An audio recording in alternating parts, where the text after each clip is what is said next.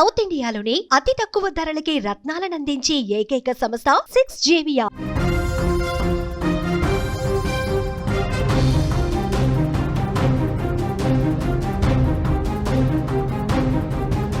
వికారాబాద్ జిల్లాలో దారుణ ఘటన జరిగింది. భర్తను దారుణంగా భార్య చంపేసింది. మద్యం అలవాటుతో భర్త వేధింపులు ఎక్కువయ్యాయంటోంది. కోపంతో భర్త కళ్ళల్లో కారం కొట్టి భార్య చీరతో గొంతు బిగించేసి చంపేసింది. భార్యను ప్రస్తుతం పోలీసులు అదుపులోకి తీసుకున్నారు. ఇటీవల కాలంలో భార్యలు తమ భర్తల మీద ఈ విధంగా ప్రతీకారం తీర్చుకుంటూ ఉన్నారు. భర్త వేధింపులు భరించలేని భార్యలు ఒక్కోసారి కఠినమైన నిర్ణయాలు తీసుకుని కట్టుకున్న వాళ్ళ ప్రాణాలే తీస్తున్నారు. కుటుంబ కలహాలు, ఆర్థిక సమస్యలు, మద్యం అలవాట్లు, ఇలా అనేక కారణాలు ఈ దారుణాలకు దారితీస్తున్నాయి. ఇలాంటి దారుణానికి ఉదాహరణే వికారాబాద్ జిల్లాలో జరిగిన తాజా ఘటన. వికారాబాద్ జిల్లా మోమిన్పేట్ మండలం కేసారం గ్రామంలో జరిగిన ఒక దారుణం రాష్ట్ర వ్యాప్తంగా సంచలనమైంది. కుటుంబ కలహాలు, భర్త వేధింపులు భరించలేక ఒక భార్య తన భర్తను చంపేసింది.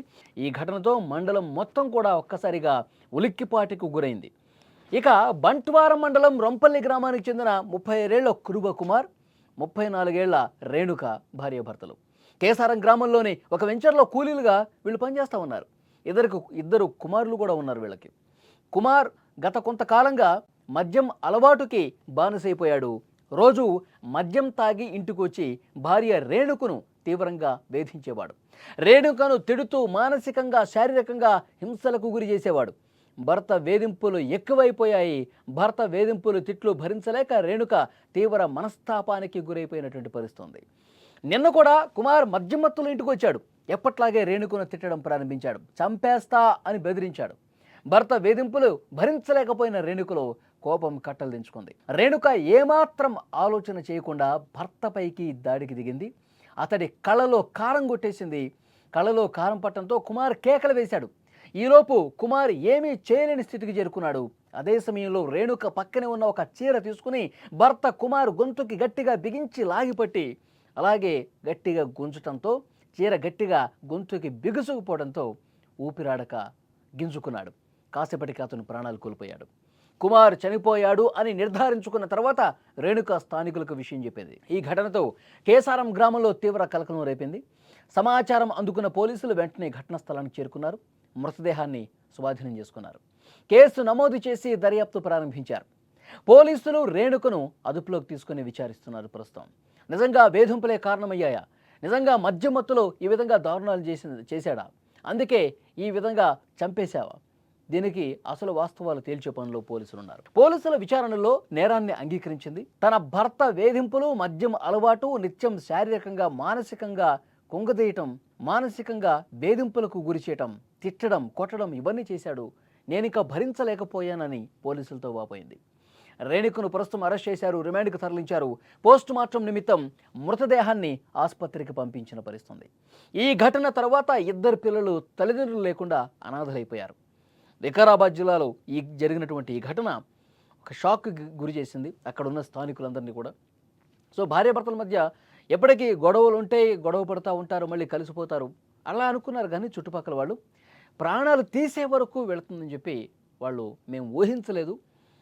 సరే దారుణం జరిగిందని చెప్పి స్థానికులు కూడా, ఎందుకంటే పోలీసులు ఎంక్వైరీ చేస్తారు, చుట్టుపక్కల విచారిస్తారు. నిజంగా ఇదే జరిగిందా లేకపోతే వేరే కారణాలు ఏమైనా ఉన్నాయా, వీళ్ళ బిహేవియర్ ఏ విధంగా ఉండేది, గత కొంతకాలంగా వీళ్ళ మధ్య ఎలాంటి గొడవలు జరుగుతున్నాయి, మనస్పర్ధలు ఉన్నాయి, వీటన్నిటిని కూడా పోలీసులు ఇన్వెస్టిగేట్ చేస్తున్నటువంటి పరిస్థితి ఉంది. ఇలాంటి ఘటనలు పునరావృతం కాకుండా ఉండాలంటే కుటుంబంలో శాంతి, సహనం చాలా అవసరమని ఇప్పుడు మానసిక నిపుణులు కూడా సూచన చేస్తూ ఉన్నారు.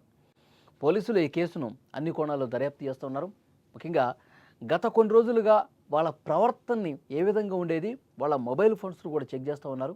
వాళ్ళు ఎవరితో మాట్లాడుతూ ఉన్నారు, వాళ్ళు ఎవరికి సన్నిహితంగా ఉంటారు, వాళ్ళు ఈ మధ్యకాలంలో ఎవరిని కలిసినటువంటి పరిస్థితి ఉంది, ఈ గొడవలు ఎప్పటి నుంచి ఉన్నాయి, నిజంగా తాగొచ్చి గొడవ పడేవాడా, అన్ని కోణాల్లో పోలీసులు దర్యాప్తు చేస్తున్నటువంటి పరిస్థితి ఉంది. కానీ ఆ చంపినటువంటి భార్య ఒకటే చెప్తోంది, మానసికంగా, శారీరకంగా ఎన్నో వేధింపులకు గురి చేశాడు, ఇక నేను భరించలేకపోయాను, నాకు సహనానికి కూడా ఒక హద్దు ఉంటుంది, ప్రతిరోజు తాగొస్తాడు, కొడతాడు, తిడతారు, కనీసం ఇంట్లో ఉన్నటువంటి పరిస్థితిని కూడా ఆలోచించాడు, ఇంట్లో ఉన్నటువంటి పిల్లల బాగోగుల గురించి కూడా ఆలోచించాడు, పిల్లల భవిష్యత్తును కూడా పట్టించుకోడు. ఎప్పుడు తాగొచ్చి ఈ విధంగా వేధింపులకు గురి చేస్తాడో, నా సహనం నశించింది కాబట్టి ఈ విధంగా చేశాను అని పోలీసుల ముందు బోరున విలపిస్తూ చెప్పినటువంటి పరిస్థితి. ఇప్పుడు తండ్రి చచ్చిపోయాడు, తల్లి కటకటాలలోకి వెళ్ళింది భర్తను చంపిన కారణంగా. ఆ ఇద్దరు పిల్లలు అనాథలైనటువంటి పరిస్థితి ఉంది. కాబట్టి పిల్లల గురించి కూడా వీళ్ళు ఆలోచించలేదు. అతను మందు తాగి ఈ విధంగా మద్యం సేవించి కుటుంబాన్ని ఇబ్బంది పెట్టడం ఎంత తప్పు, పిల్లల భవిష్యత్తు ఆలోచించకుండా ఈ విధంగా హత్య చేయటం కూడా తల్లి చేసినటువంటి తప్పుగా చూడాలి. ఇద్దరు పిల్లలు అనాథలు అయిపోయారు.